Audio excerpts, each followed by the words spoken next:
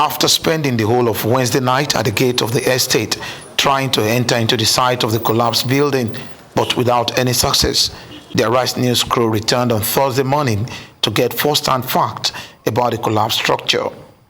Like Wednesday evening, the crew, alongside other journalists, were barred from going into the estate. Yesterday, hoodlums came here. We arrested some robbers at night.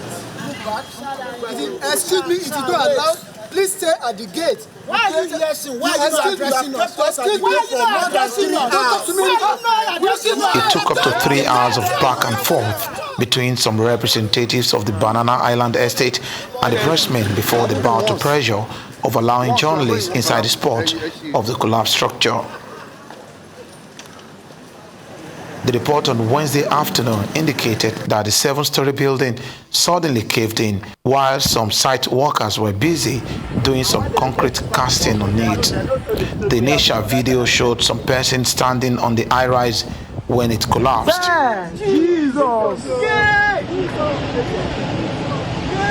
But in reaction, government agencies were unanimous that although 7 persons were injured and treated on the site before being taken to the hospital, they say no one died in the collapse. While the Lagos State Ministry of Physical Planning and Urban Development insists that no approval was given for the construction project. With that combined effort, we are able to rescue 7 people alive. Those people that were rescued were treated on the spot and discharged. However, one was transferred to a private hospital where he is receiving adequate treatment.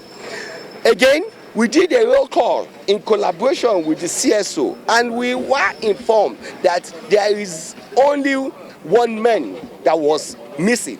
As far as we are concerned, under Lagos State, we have not recorded any fatalities so far. But of course, our machinery is here, and we're carefully going through the rubbles, clearing the site, and looking to see if indeed there are any fatalities there that we can rescue or recover, as the case may be. Residents around in Banana Island, Parkview, and Ikoyi is just that they should maintain their peace. There's no problem. As it were, there is no immediate impact on their health and environment. So everybody should remain calm, and this shouldn't be seen as a tourist center. No, don't bother to say you want to come around here, because one, you'll not be allowed, and if you sneak in, it is still dangerous for you to move around here. All constructions around here, as this place is surrounded by construction sites, should stop for now.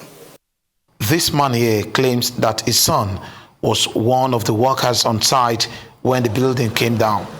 He says up until Thursday afternoon, he has not been found and his mobile phone is not connecting. I asked, how did it happen?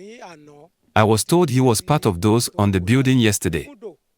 He was the one encouraging other workers to go down when he saw signs. But instead of him to follow them, he stayed back to monitor the development. Since then, we have not seen him and his phone is no longer connecting.